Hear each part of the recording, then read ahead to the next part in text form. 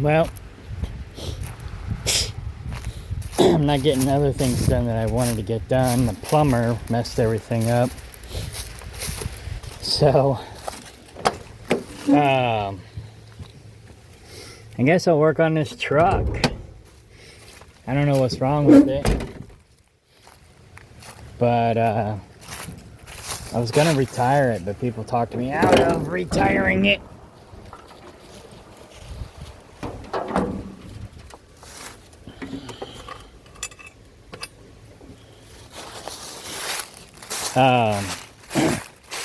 It's been a good truck for a long time, but now I just, it's old, and,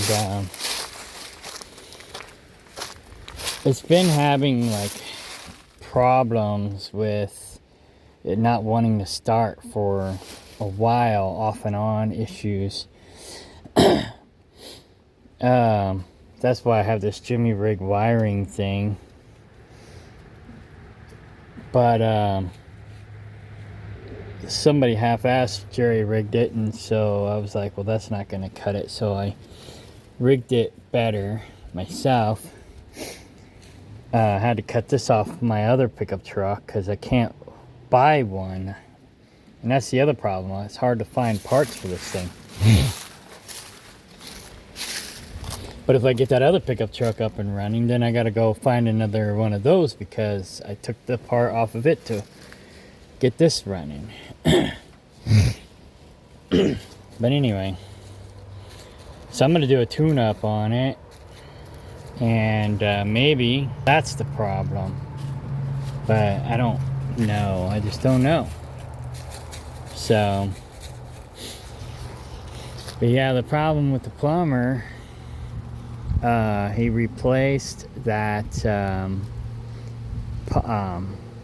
hydrant, and he didn't quite do it like I wanted him to, and like he said he was gonna do it, so I'm kind of disappointed about that. But I don't know. I just, it's an emergency, whatever. But he kind of fucked up and got dirt in the line, and then whenever he came down here to fix that valve, because that valve was leaking in the pump house, he when he cut it loose or cut it off to replace it, it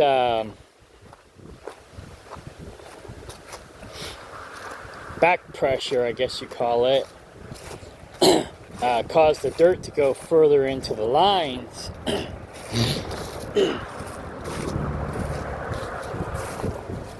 And so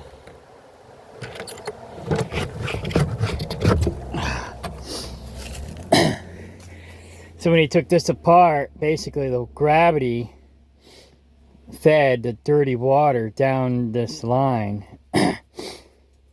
And then whenever we put it back together and pushed all that dirty water back up into the house, it plugged up all our spigots. So now he has to fix all that. So it's more drama, more problems. But so I'm stuck here. I can't go do the things I was trying to get done this week. Well, I got some of it done. I got this pump house done. But I wanted to get over to Kaplinger and winterize Kaplinger, and everything keeps getting in the way. Kind of like that fence over there on the other property. The neighbor said it wasn't a problem, so I didn't make it a high priority. It was still a priority, but it wasn't a high priority. Things kept getting in the way.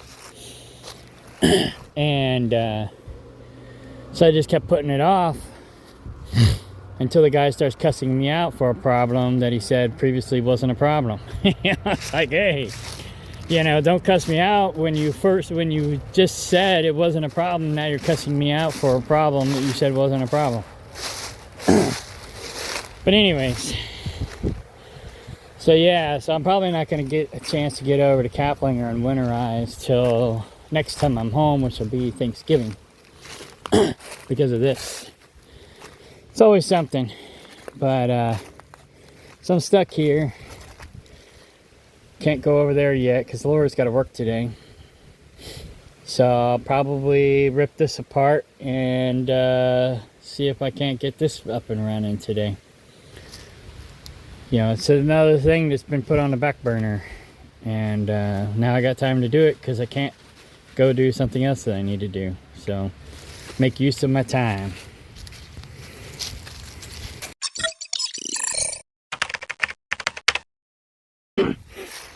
Well, I think I found the problem.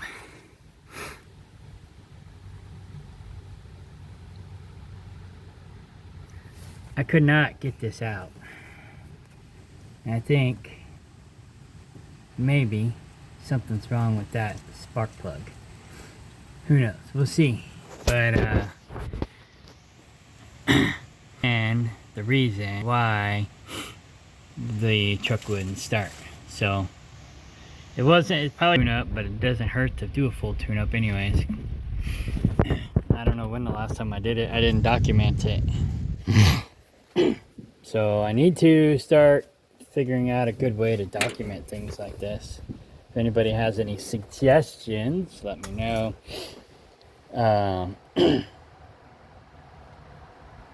Yeah, I'll go back.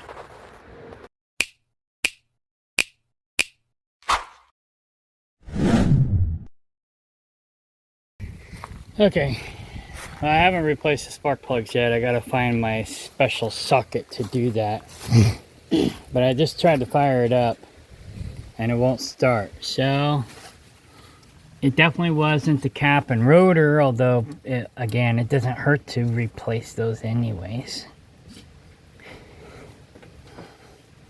The other name, if you don't already know this, for the rotor is a bug. Because when I went into O'Reilly's and I was looking up the bug, when I told him I need a cap and rotor, the dude was looking for rotor for the brakes. And I'm like, no. I was like, it's not that.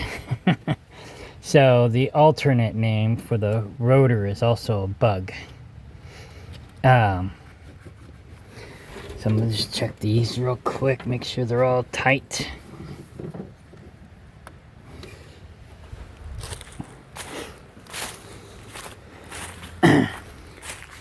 Then again, it could still be some other problem like the electrical issue right here. I've been having problems, I think, with this. And I don't know if that's the problem or not. But this used to be a good truck, but lately it's been a headache.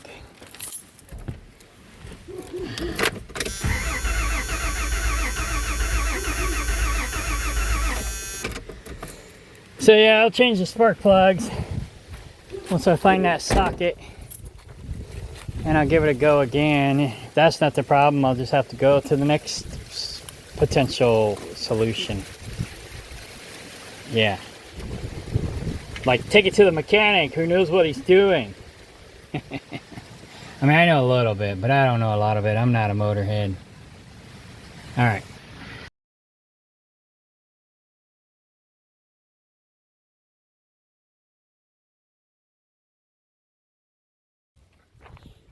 Well, good news and bad news. Well, Jeff's not back yet. He's testing the coil, see what the problem is. Good news is we got the water running. Bad news is they messed it up in the first place and then charged us an extra $100 to fix their mistake. But they lost money on this whole thing, so I didn't really mind paying the extra $100 because at least they came back out to try to fix their mistake. And so I was going to give them a $30 tip because that's all I had cash anyway. I was going to give them an extra $30 for their integrity to come out and fix their mistake, but they charged me an extra $100. But then again, they did replace the guts in the toilet because So what happened was, and I think I already explained this once, but when he replaced this pipe, he let dirty water, because it was muddy and stuff down in there, so he let dirty water get backed up into the line. And that was his first mistake. Then he went down to the well house, or the pump house, and he replaced the valve down there that was fucked up. And then so when he cut that apart, all the water gravity fed down the line all the way down to the well house. And then when he put it back together and pushed the water up, the water came up and plugged up all of the lines, plugged up the toilet, plugged up the sinks. Hopefully we can still run the dishwasher. We didn't run the washer or the dishwasher, so hopefully nothing got plugged up in there. We probably need to get a new dishwasher anyways. So but they came out, spent a couple hours. What time is it now? 10. They left about 10 o'clock. So they came out about 8, spent an extra 2 hours working on fixing the mistake. Plus he spent extra time here last night fixing the mistake that he didn't charge us for. And then he also didn't have a hydrant on hand, so I had to run back to Eldo to get a hydrant and then come back, and he didn't charge us for that. So it didn't hurt me really. It didn't hurt us really to pay him an extra $100. So I still offered the extra $30 tip, and they turned it down. So at least they had some sort of integrity. So that's cool. So we got new guts for the toilet, which probably needed to be replaced anyways. And they cleared the lines. Oh, and the shower. The shower got plugged up too, but they cleared everything out, and everything should be supposedly running. The only complaint I have is they didn't do the hydrant the way I wanted them to do. They didn't do the bucket thing like I did at Kaplinger. He said he was going to, and then he didn't. So that's my really biggest complaint. But at least they righted their wrong with their mistake in coming back and fixing their mishaps. Some people don't give a crap and would have just said fuck it and left us with a problem. And you know, it's like, but we didn't pay them until today. If I would have paid them last night, who knows if he would have came back today. So we paid him today when he came back out. And but everything's working, so there's that. And this was an emergency, had to be done because winter's coming. I'll probably pay somebody to come in and do it right next year, or I'll dig it up and do it right myself. I don't know, we'll see. Because I mean, I know how to do it, it's just I don't have the time. So the other bad news is I still wasn't able to get my truck started. The neighbor came over to try to help because he used to work at the Chevy plant, so he knows a little bit about cars. But not a lot. So my truck still ain't running. So I'll probably just have to take it to a mechanic. But I also still haven't changed the spark plugs. So I got to go to Kaplinger to finish winterizing Kaplinger. While I'm there, I'll find my spark plug socket. And I'll change the spark plugs. Oh, that one might not have been on all the way.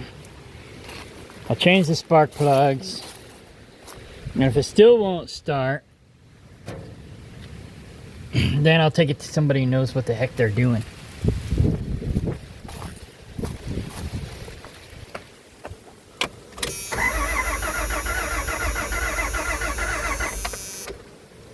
But yeah, I'm thinking about just using this as my mule for the land. Just, you know, drive around and get stuff done around here if I can get it running. Laura's got her UTV Kawasaki mule, and so I thought about just fixing this up and turning it into my mule.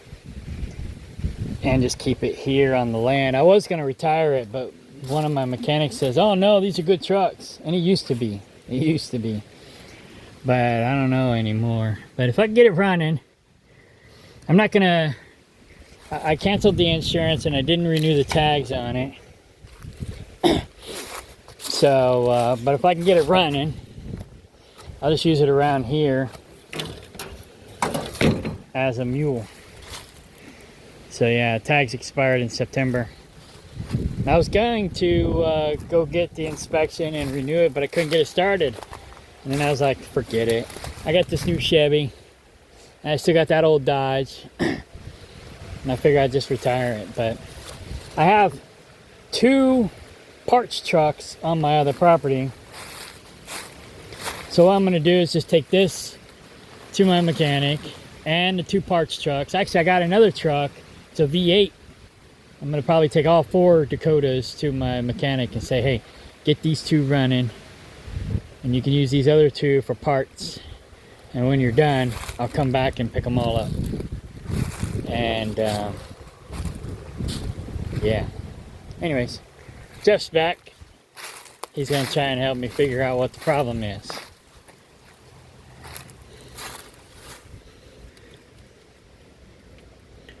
He's smarter than I am when it comes to cars. Not much. Not these things. There's something in the 70s. 70s. Well, it's almost 70s. It's 80s. Yeah.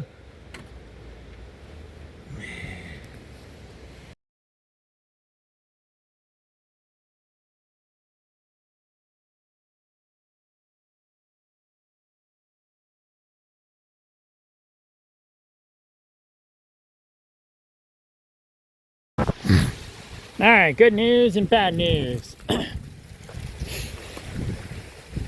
We got it narrowed down, we think, to either the brain or the wiring harness. I have 2 spare parts trucks on the land. I'm gonna go take the brain off. Oh, it screws in there. Okay, in there and there. I'll go take the brain off of both of them. Bring them over here and switch them out. I tried doing that with my V8 and it didn't work because the brain is programmed to a V6.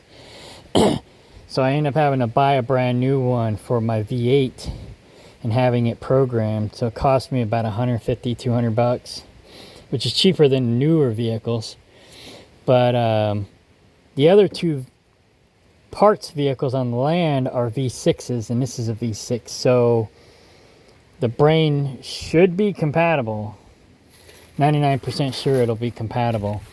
So I'll swap that out, see if that's the problem. If not, then it's probably the wiring harness, and I'll have to take this and my parts trucks to the mechanic and say, hey, let's try replacing the wiring harness off. Take the old one off the other truck, put it on this truck, and see if that does the trick.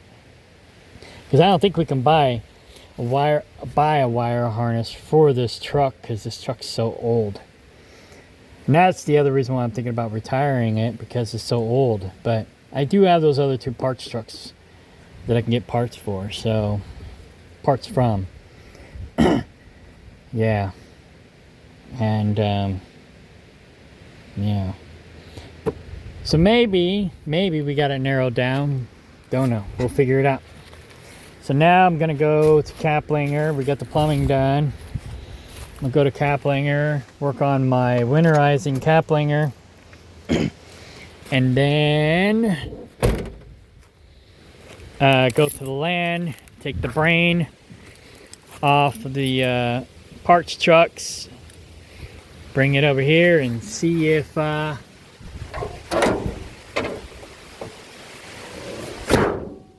can get this thing running.